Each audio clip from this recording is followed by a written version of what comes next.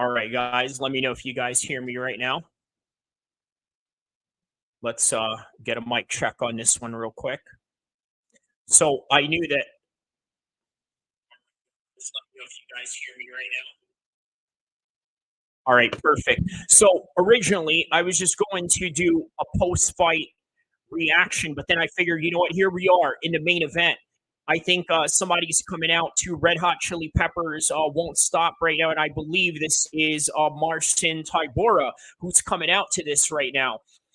Uh, what an interesting night of fights, right? It wasn't one of those type of cards where we thought it was going to be really anything other than just what we would expect from a normal fight night.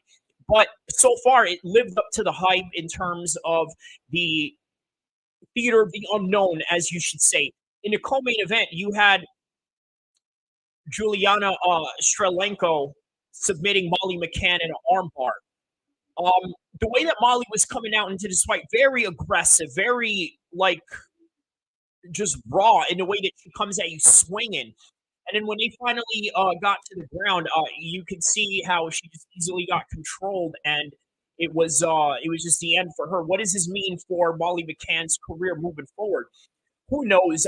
She is a fan favorite. She does have some sort of deal with Barstool Sports in terms of being some kind of ambassador in the same similar fashion as, let's say, Patty the Batty. The difference is Patty the Batty's winning all of his fights right now, whereas Molly McCann, it's just, well, she's not quite in that line of trajectory right now, right? She's a bit of a losing streak. But of course, she has had some historic matches in the O2 arena when she had that spinning elbow against that Brazilian fighter she fought. And Nathaniel Wood earlier tonight got a decision over Andre Findlay. That fight could have gone either way. Paul Craig gets a ground and pound TKO against Andre Muniz, using his jiu-jitsu, showing what kind of jiu-jitsu he can bring in a middleweight division. Jai Herbert loses another tight, close-knit decision against Faris Zahem. And then LaRon Murphy gets a win over Joshua Kalibau. Now, LaRon Murphy, as you guys know, he has a very interesting storyline, right? The guy has been shot in the face. The guy has had some sort of car accident. I mean, he's like 50 Cent and Kanye West all rolled into one. But he's a bit of a late boomer in terms of his mixed martial arts career, meaning that he's one of these guys that sort of started very late in his career, right? Whereas Joshua Kalibau, he is a seasoned mixed martial artist, a guy that's a little bit younger, guy that knew that this is all that he wanted to do since he was like a teen and this and that. Whereas with LaRon Murphy, this is just one of those things that stumbled upon him. Well, lo and behold, this fight was supposed to be an out coming party for LaRon Murphy because let's face it, Joshua Kalibau is a regional champion out in Australia. And for Alon Murphy to take on somebody like that, I think that it was a very important matchup for him to take in terms of just being in there with a guy that is a lot more experienced. And he came out on top, was able to land one takedown out of the two that he attempted.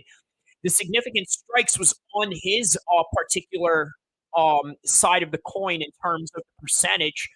And then on top of that, earlier in the fight, he was kind of looking a little bit lackluster, just trying to get his rhythm in. And then eventually the fight went on and it came to his favor. Davey Grant losing a decision against Daniel Marco. Daniel Marco is now 15-0, top prospect in the bantamweight division. And now you don't really have a lot of undefeated guys in that weight class, unlike, let's say, Omar Nurmagomedov. But the more that guy keeps climbing, he got a big name under his belt, Davey Grant. So we'll see where it goes from there. Now, this is just building up the bantamweight division even more, really, in how things are going. Now we have Tom Aspinall now walking into the cage with the Curtis Mayfield song "Move On Up" as he's in the prep point right now, putting his mouthpiece in. We had Danny Roberts losing a TKO against Johnny Parson. Now, I'm sure Danny Roberts, this is supposed to be his coming out party, right? Which is the word that I was going to use describing the other fight earlier. But now Johnny Parson came and spoiled the party for everybody. A guy who's straight out of Vegas came out here into enemy territory against Danny Robertson, was able to finish him in the second round. Mark Diakase was doing really good in this fight, had a few good takedowns, and it kind of shows you the lack of wrestling pedigree in Spanish MMA. He was taking on the Spaniard Joe Alvarez, which eventually got the submission at the end. And Mick Park in a very, how do I say this, very technical fight, very slow and methodical for a heavyweight fight, but got the win nonetheless against LA's own Jamal Pogues. And then Mahmoud Muradov taking on the veteran Brian Barberena gets a decision. Really close fight in that too. And a lot of close fights that you've had in this. Caitlin Vieira was also a very close fight. Chris Duncan versus Yanil Amush was a very close fight. Now, with a Caitlin Vieira fight, she had 3 out of 3 takedowns in that fight, which basically told the story of the entire fight. And Chris Duncan versus Yanil Amush, Chris Duncan was able to get 2 of the 4 takedowns in his attempt. Yanel none, and was able to have a higher striking percentage and was able to win the match that way. Now with Shauna Bannon versus Bruna Brazil earlier in the card. Okay, so more on that in a second. The first fight in the night was Jafil Fillo taking on Daniel Perez. He was able to get a submission in the first round in that one. Now with Shauna, I gotta tell you guys, what's interesting about that is she seemed like she was fighting like a Taekwondo style, but not brutal enough to where it was going to land anything significant. Now I'm trying to say this as fast as I can as they're announcing Mark Goddard is a referee for this fight. At Tom Aspinall taking on Myson Tybura. We're going to watch this live as I'm going through all the other fights. And by the way, stay tuned, guys, because I'm also going to go over some London news that's going on in that particular part of the world. Something a lot of people don't really do in the fight game, right? Or in the media game is talk about what is going on in the city that these people are fighting in. And I've got some pretty interesting news. Maybe I'm going to do it also for the UFC Utah card. Maybe take a look at what's going on in Utah and maybe do the same thing when they do UFC in UFC 292. But with Shauna Bannon, Irish prospect, UFC debut, really expecting a lot of big things, but her point fighting karate style was just not vicious enough. I always mention that karate will always have more of an elusive style of comparison to, let's say, Muay Thai, but Muay Thai is one of these hard body shots, hard kicks, and bombs that you throw in terms of really trying to knock your opponent out. Every time she was going for those kicks from a farther range, she had her hands down and just kept getting caught in the hands by Bruna Silva. So Bruna Brasilia, I'm sorry, I think really deserved to win that one. And I'm sure Shauna will learn from this lesson in terms of being a lot more of an aggressive fighter. Didn't get any takedowns, got taken down a bunch, which I think won Brasilia the fight. And that is basically the entire card. Now leading up to the main event of Tom Aspinall taking on Myson Tybura, and they are being announced right now. So we are now awaiting the main event of Tom Aspinall taking on Myson Tybura. After Tom Aspinall had just had that injury against none other than Curtis Blades in his last fight. Sort of embrace each other here in a face-off. In the referee's instructions, they shake gloves. So here we are in the first round.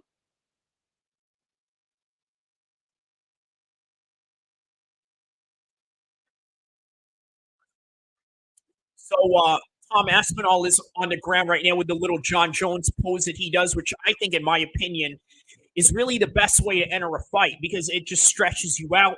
It kind of helps you in terms of getting your your changing of your levels. Here we go. Round one. Head kick attempt by Tom Aspinall, going for it right away. 443, 442, 441, 440 for those that are following this fight. 438, 437, 436, 433,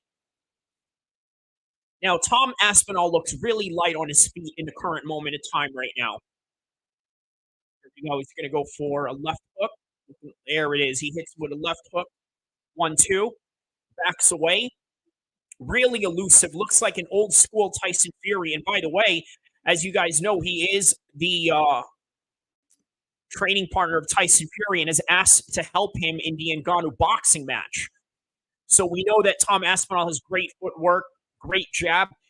And what else can you expect from somebody that trains with the likes of Fury? Here we go.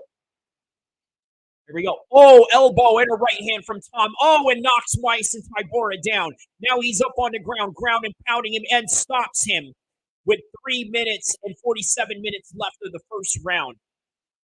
A win by Tom Aspinall in the first round. Very easy win. Well, what do you expect from the heavyweight division, right? Really light work for Tom Aspinall. Showed a lot of good footwork, showed a lot of good striking, and then on top of that, implemented his elbows and then finished off with some right hands and some 1-2s, and then finished it off with a ground and pound.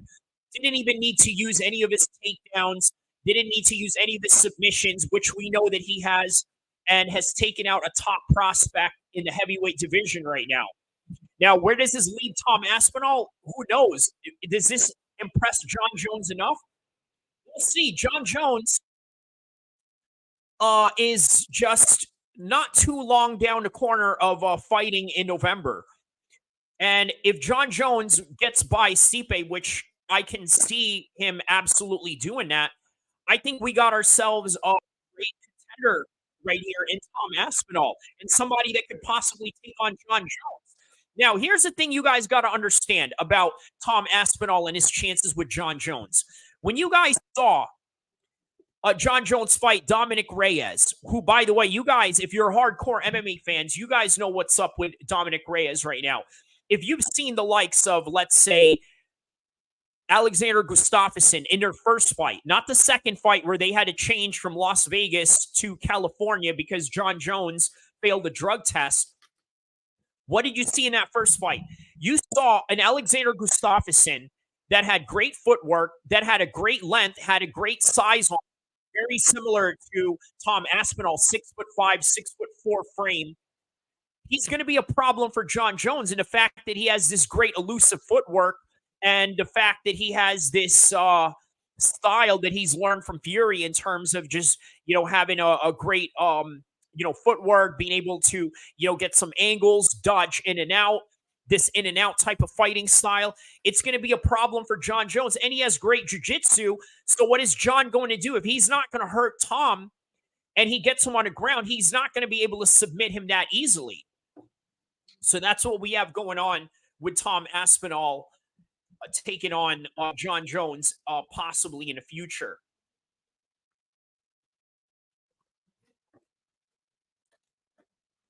Now he's on the mic with Michael Bisping right now, saying that how it was a tough year. Felt like he wasn't himself. He's saying now that this is a whole new version of him.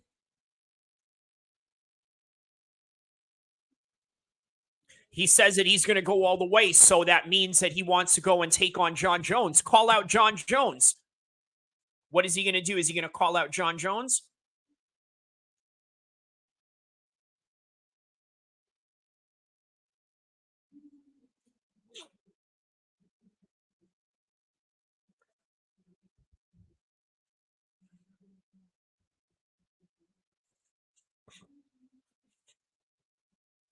He was propping him to being a good human being, and how he said it was very hard to fight someone like that. Yeah, it is sometimes a little bit harder to fight somebody that is a good guy and somebody that you really don't have problems with. But at the same time, a lot of these guys are consummate professionals in which they're going to do work regardless and do what they need to do. So what's he going to do? He said he's going to go to Paris. He's going to sit front row. He's going to watch Sergey Spivak, and then he's going to go beat John Jones after the Sergey Spivak versus Cyril Gane fight. So that's his plan.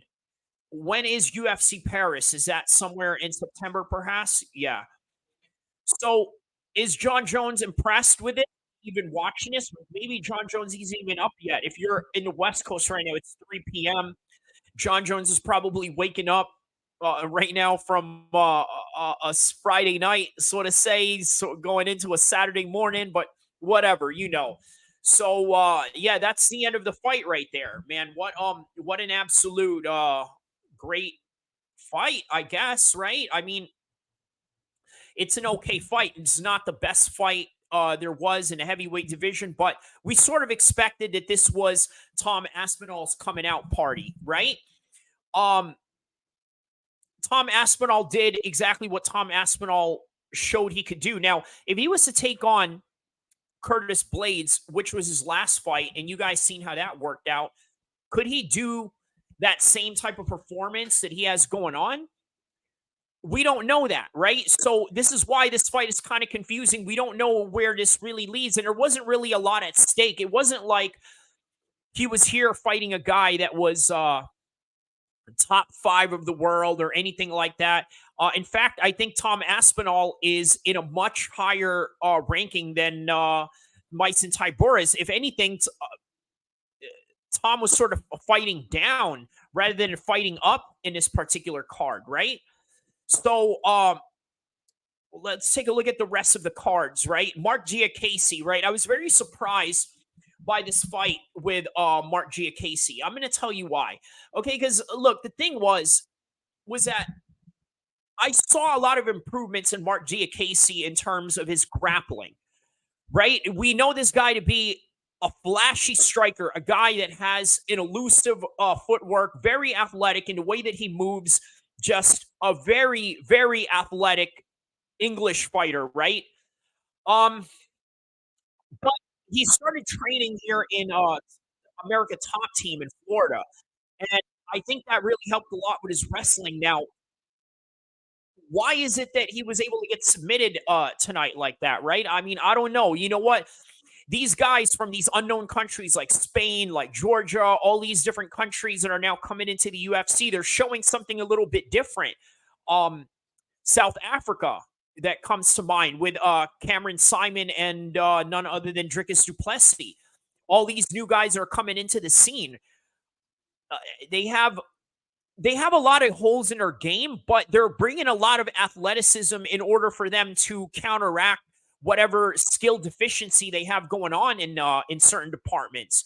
That's kind of what you saw here with the Joel Alvarez fight, because even though Mark Diakase was great in his takedown offense, which you normally don't see from a high level striker like him. I mean, he just improved his game, but still lost. And that's just kind of the reality of the game, isn't it? Yeah, man. I mean, this game favors nobody, right? And that's kind of how I mean, look, that's kind of how I like it, right? That's kind of the reason why we love this sport. I mean, look at Tom Aspinall. He headlined the last card with, mind you, a much better card, by the way, or at least a better headline in Curtis Blades. But what had happened? He ended up just losing based on a fluke in many people's perception. So Michael Bisping right now is saying, you know what? I think Tom should go attend, what is this? MSG for the Stipe fight with John Jones, and basically said you should go out there and call him out in that regard. Right. So yeah, man, that concludes that fight tonight. Who else was a great fight tonight to highlight right here? So Mick Parkin versus Jamal Pogues, right? What can we say about this fight right here? So there was no takedowns from any of them, which was really surprising, right? And I thought that for a UFC debut that these guys have, I think that they should have at least attempted one a takedown. Now you see here Jamal took one takedown because guess what? Like when you're fighting in the UFC, when you're able to experience a little bit of everything, right? Well, we saw in the Shauna Bannon fight against Brazil, she wanted to show all the arsenal that she had going on, right? And is that really possible if, let's say, you're in your UFC debut? Um, Yes and no. Because look, in that Shannon fight, if you noticed, Michael Bisping said something along the lines where, like, hey, you know what? There's a lot of these flashy kicks that you have going on. And then somewhere in the second round, they said something along the lines, or I'm sorry, the third round, where Shannon was sort of just using the jab, simple kicks, simple low kicks, and this and that, and then mixing it with the flashy stuff. The reason why that's important to understand is because, like, yes, it is your UFC debut. You want to do all the tricks that you have in your bag, but at the same time, you got to use the tricks when they are needed. Are there times and places where you can use these flashy kicks and these elusive movement and this and that? Yes, there's a time and a place for that. But at the same time, there's also a time and a place for the consummate medium of just using your jabs and your low kicks and your body kicks and maybe even throw high kicks here and there to kind of keep it simple. Now, with Mick Parkin and Jamal Pokes, they did exactly that. Mick showed a very like disciplined game plan in the way that he fought, and it showed in the fight, and he was able to win the fight because of that. Just you know, not over hyping himself, not over fighting, not overreaching or anything like that.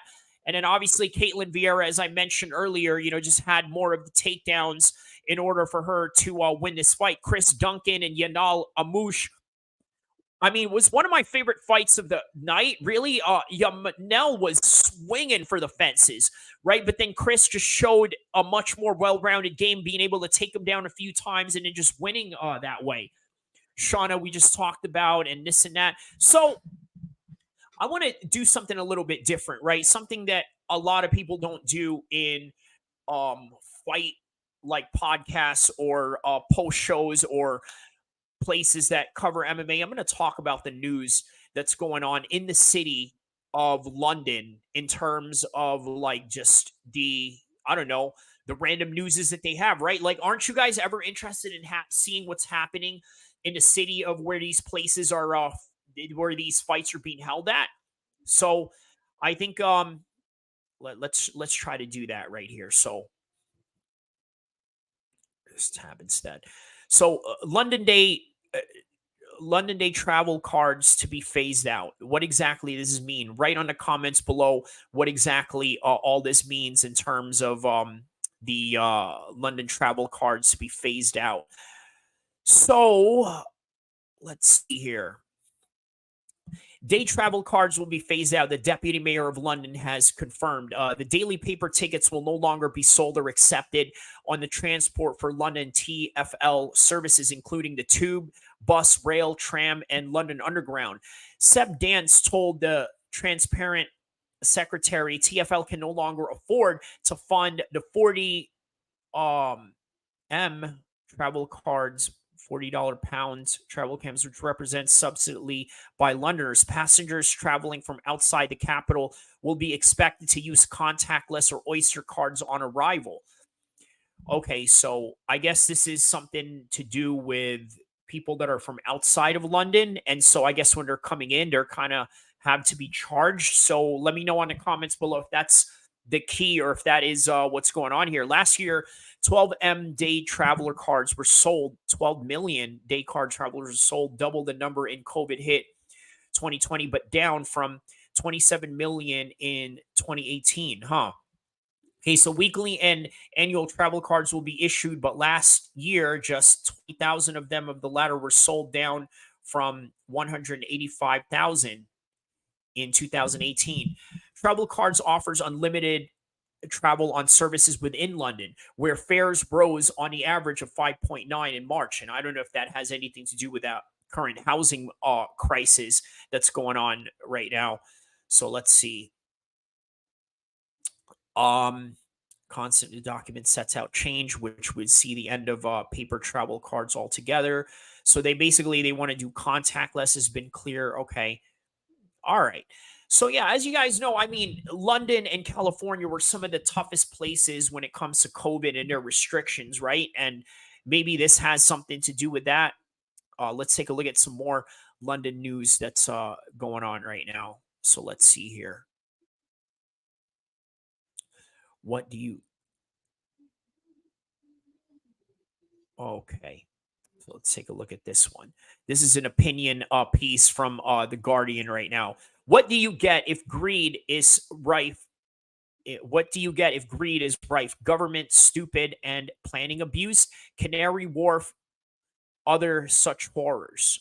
Okay. As big firms exit what came to be a symbol of the office age, we can finally start thinking about building truly civilized cities. Okay, when did you last go to an office? I'm assuming this has something to do with the COVID slash work from home and not working from home type of debate. But yeah, let's take a look at what this is all about, right? Because obviously we're going to cover the London news as much as we're covering the UFC fights that's happened in the London of city. And by the way, I later explained that I'm going to do this for all the different fight night cities. I'm going to go into the card and then I'm going to go into what's going on in the cities that these fights are being held in. Now, when did you last go to the office? This week, a hybrid working moves towards being uh, legal right. Britain was revealed to be the second only to Canada in global work from home league since the lockdown. It's the office working that has been falling by more than a quarter, an average of 1.5 days a week. COVID has revealed that the truth about the white collar staff are not 9 to 5 factory workers in disguise. Digital has freed work from the prison of geography. An office is a whole wide world. Cut to the Memorial Citadel of Britain's office age, East London's Canary Wharf. I can remember when it was on its way to being the Shoreditch of the East End. Its warehouses colonized by filmmakers and artists. It would be today.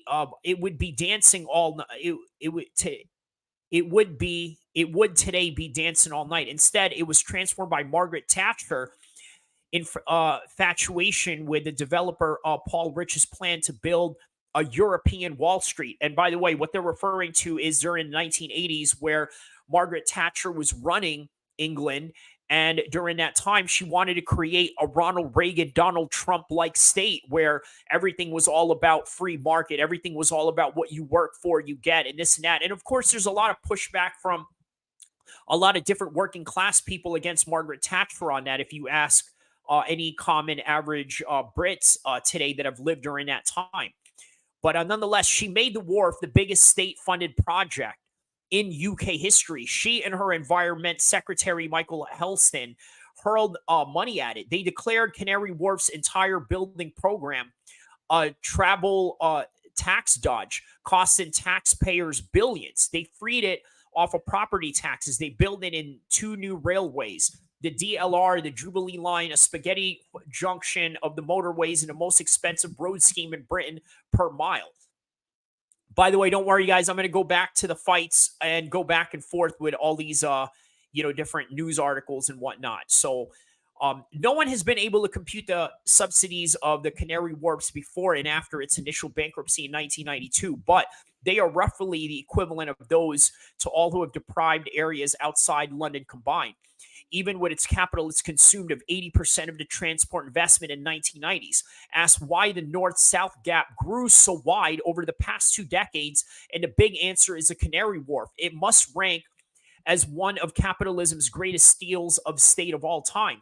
Stand now on Monday or Friday at the corner of the wharf's Montgomery Street, fashioned to imitate New York. You will see tomorrow's desert. The HSBC Tower is all but empty. Barclays Tower looks much the same. HSBC reckons only a small minority of its staff, perhaps 10%, used the building and announced last month it was going back to a smaller building in the city of London next to St. Paul's.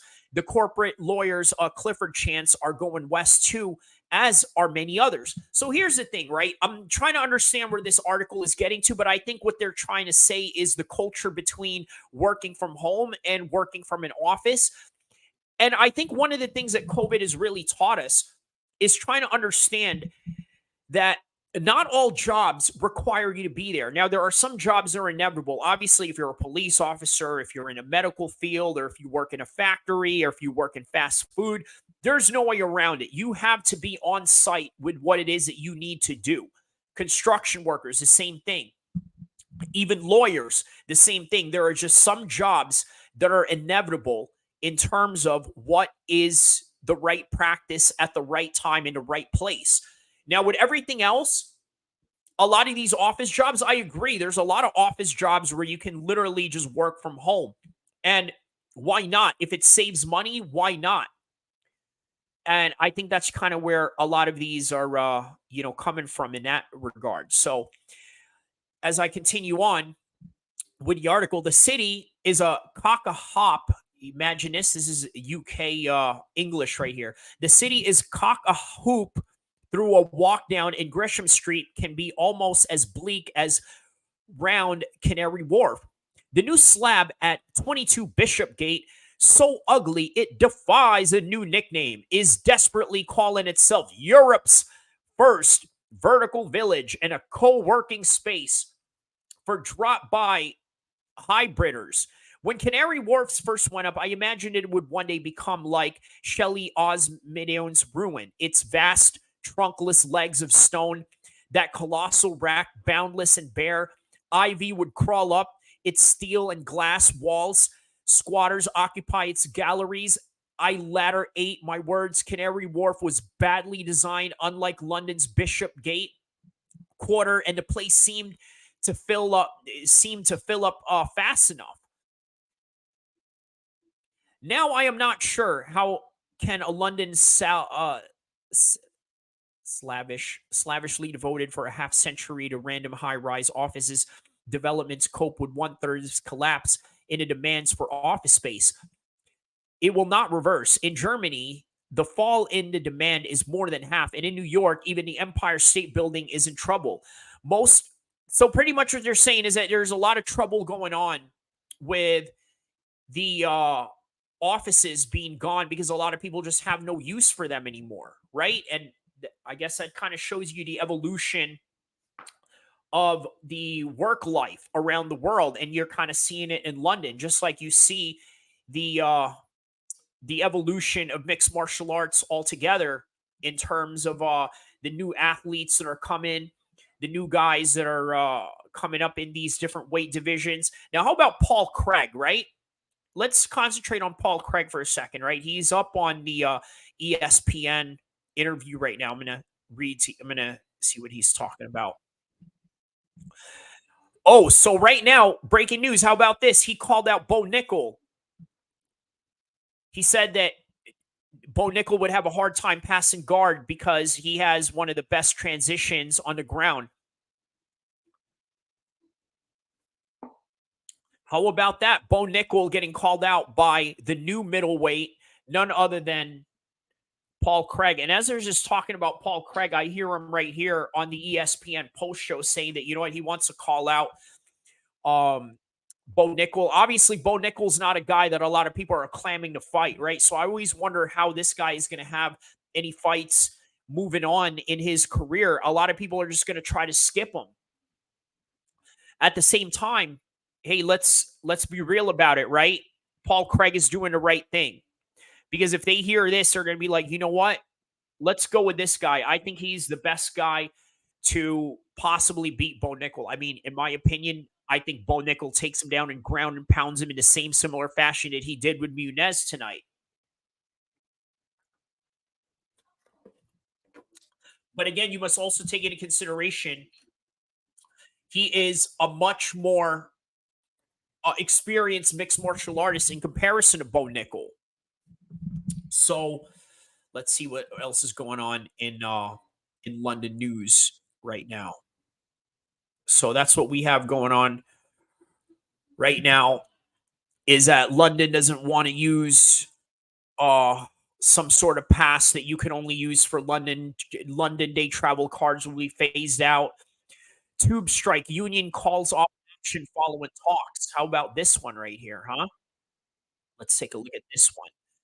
This was just a day ago. Tube strikes. So, as you guys know, a lot of people in London, they don't like to use cars, right? And this is a big city thing. This is something also common that you see as well in, let's say, New York, right? I know a lot of people in New York that don't have cars, and with good reason. They have the public transportation, they have the tube, they have taxis. Now they have Uber, Lyft, whatever you want nowadays, right? It's just it doesn't give a lot of people any motivation to drive. Whereas you look at the Midwest American towns, California, which is a very big car culture in of itself.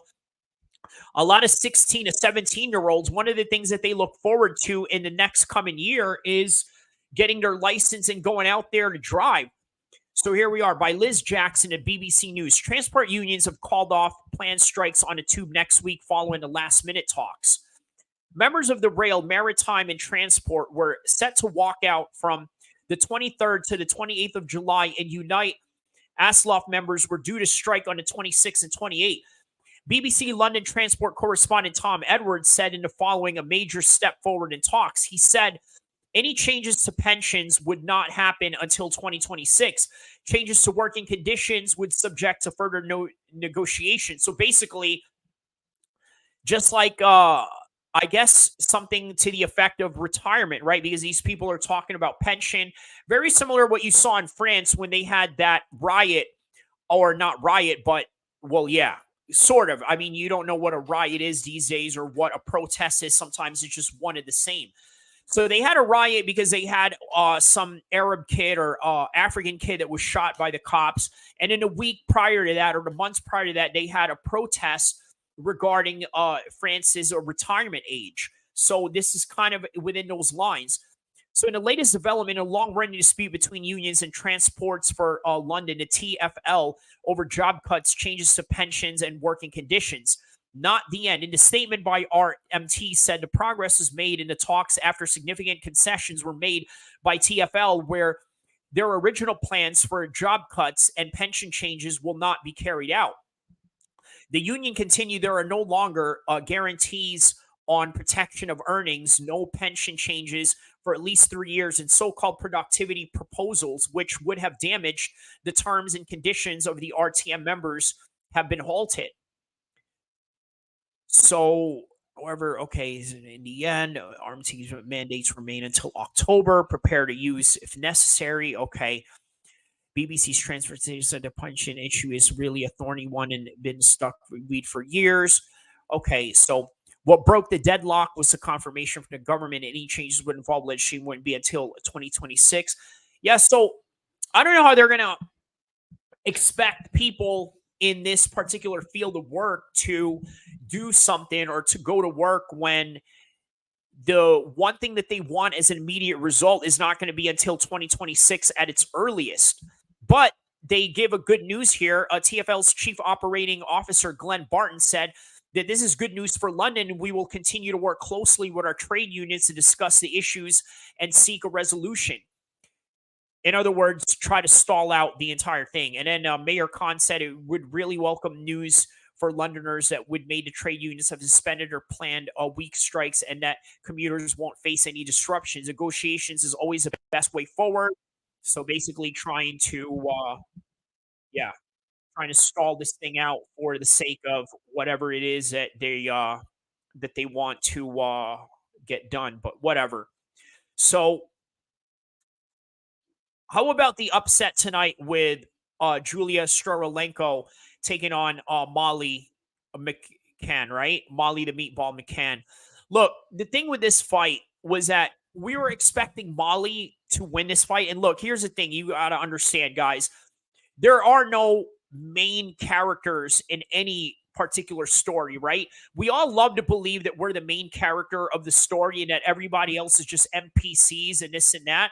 But the reality is that sometimes you're just in there with the wrong competition, and sometimes you're in there with the wrong competition consecutively, and it doesn't really show who you are. For all we know, Julia Ostrolenko could be an absolute world beater, top 5 in a division. Erin Blanchfield, who easily beat Molly McCann, showed that, you know what?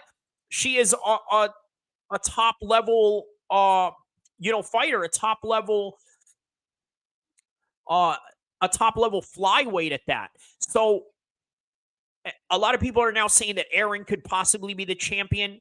Julia Strolenko, I mean, look, this was an even fight as much as you can get, right? And Molly McCann just couldn't do it tonight. She just got submitted, and Here's the thing, right? Patty's really good at jujitsu, right? So if her and Patty are such good friends, you got to wonder what is it that Patty is doing with her in terms of the jujitsu, or if she's just, I don't know, man. It's just hard to tell. You can't always slag off this idea like, oh, this person's not good, or this person is not really a good fighter, or he never was a good fighter, or this person is falling off. You can never tell, right? But then when you have a competition like this where she was coming into this fight 11-8, almost a 50-50 record. I mean, it's just like, what can you really say about that? Really bad fall for Molly McCann. But then again, you've seen the likes of Andre Arlovsky and Overeem come back from losing streaks. So Donald Cerrone, the same thing. It's just, hey, look, this is just an ongoing thing for a lot of fighters at this level, right? Especially when you're fighting some of the top fighters in the world. So now Tom Aspinall joins the booth of the desk in the ESPN panels right now. Tom Aspinall says that his anxiety level was through the roof walking into this fight, but then he said that it was all worth it. Now, Dean Thomas asked him, he's asking him about the last memory that he had, obviously, with the Curtis Blades fight. And he asked him, are you satisfied with this? And he said, yeah, I'm very satisfied with this, considering that he had a big win. And it was a short fight nonetheless, but he showed what he could do. Yeah, and then he said, yeah, he didn't want to be in there to fight him for 25 minutes. He said that he was glad that he was able to finish it. Myson Tarbura is top 10 in the heavyweight division. I didn't know that he was ranked number 10 going into this division. Going into this fight, by the way, and Tom Aspinall is ranked number 5 in the heavyweight division right now. Tom thought that he was going to be in a 5-round fight because of how durable Myson Tybura was. And then he said that a lot of people gas out punching Myson Tybura in the face, so it's really kind of odd that he didn't feel that. Yeah, he said the punches that you don't see the most are the ones that hurt the most.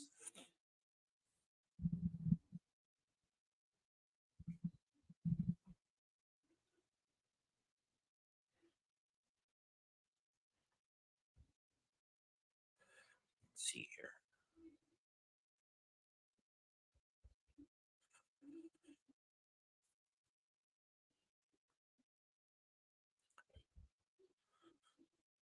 Yeah, uh, Tom is basically saying right now, like, oh, he's had a few kicks in there that he was able to get, and yeah, there's some brilliant kicks. Something I never really see with Tom a lot, but now I think he's starting to develop a lot of his kicks in his.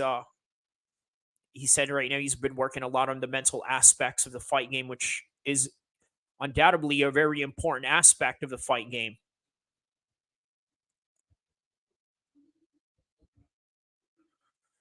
He said that it was really hard for him mentally to drag a lot of people into the arena to get his legs busted in 20 seconds in a Curtis Blades fight.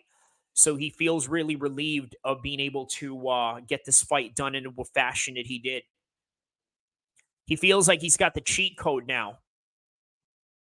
Felt like he had 1 foot in, 1 foot out. And then coming back from the injury, he felt like he put a lot of things in perspective.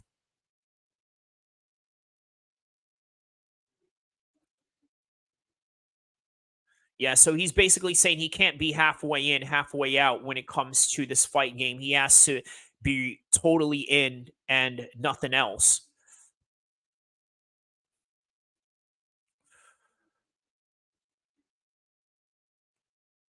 So he's saying he was sat in its octagon, just really trying to take in everyone's faces in the arena. He felt happy and excited. And he said that he felt happy being able to put a smile in people's faces. Yeah. So Dean Thomas asked him, he's like, hey, what do you think about coming into the scene of the crime? And do you think that it was really important to come in and do it in the scene of the crime of where it happened? He said yes. And I think the reason why it's important for him to do that is because, you know, uh, there's a lot of PTSD that a lot of fighters face, right? And this is something a lot of people don't talk about. Brendan Schaub has mentioned plenty of times how hotel rooms give him the heebie jeebies because it gives him a certain PTSD during his fight days.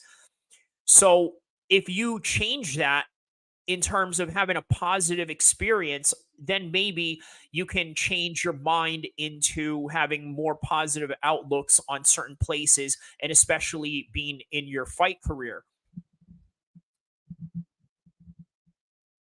So now he's talking about Cyril Gahn, who just fought for the title and he lost. And if he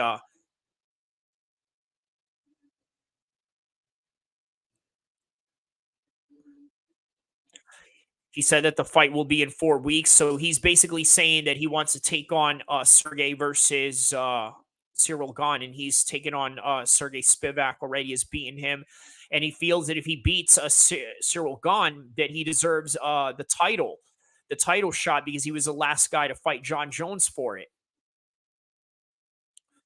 Oh, so John Jones said that he was watching, and this is what he said. "Sounds good, LOL." So he responded to, Tom Espinal, and he says, "Yeah, he likes it. It sounds good." Here's the interesting thing, right?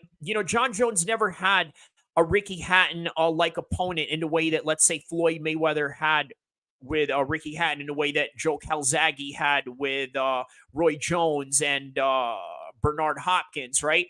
So this is kind of like this big UK versus America type of heavyweight affair in the same similar fashion that you had in boxing with Wilder and Tyson Fury. Um, he says that he offers something different for John Jones because he has a size and a speed, can do everything well, and very technical. Yeah, I agree with Tom Aspinall in this one. He can absolutely match John Jones for a lot of those sequences, right? And he has the size to be able to counter whatever it is that he needs to counter. But nonetheless, man, what a great night of fights once again. Really glad to have been able to cover this. I'm really glad I have been able to at least react to this as the fight was going on and also cover the entire card as well and cover some news that's going on in London. But nonetheless, that's all that I have for now. I'm going to watch the rest of the post fight shows, and don't forget to watch mine, and don't forget to click like and subscribe and enjoy the theater of the unknown and enjoy the fights.